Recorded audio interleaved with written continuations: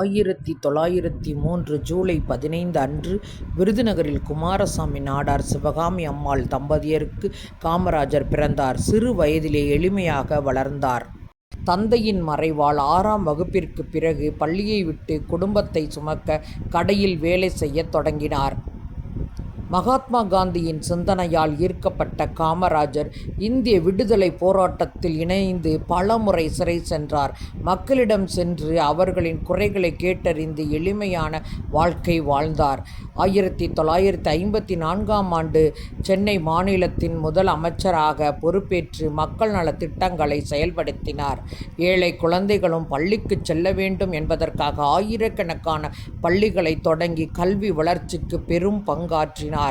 பள்ளி மாணவர்களுக்கு மதிய உணவு திட்டத்தை விரிவுபடுத்தி குழந்தைகள் பள்ளிக்கு வர ஊக்கமளித்தார். பல தொழிற்சாலைகள், அணைகள் மற்றும் வளர்ச்சி திட்டங்கள் உருவாக்கி தமிழ்நாட்டின் முன்னேற்றத்திற்கு அடித்தளம் அமைத்தார். பதவியில் இருந்தபோதும் ஆடம்பரமின்றி வாழ்ந்தார். அவரது எளிமையும் நேர்மையும் இன்று வரை மக்களால் போற்றப்படுகிறது. 1975 அக்டோபர் 2 அன்று அவர் மறைந்தார். ஆனால் கல்வி, நேர்மை, மக்கள் சேவை ஆகியவற்றின் அடையாளமாக காமராஜர் என்றும் தமிழர்களின் மனதில் வாழ்கிறார். 1976ஆம் ஆண்டு பாரத ரத்னா விருது வழங்கப்பட்டது.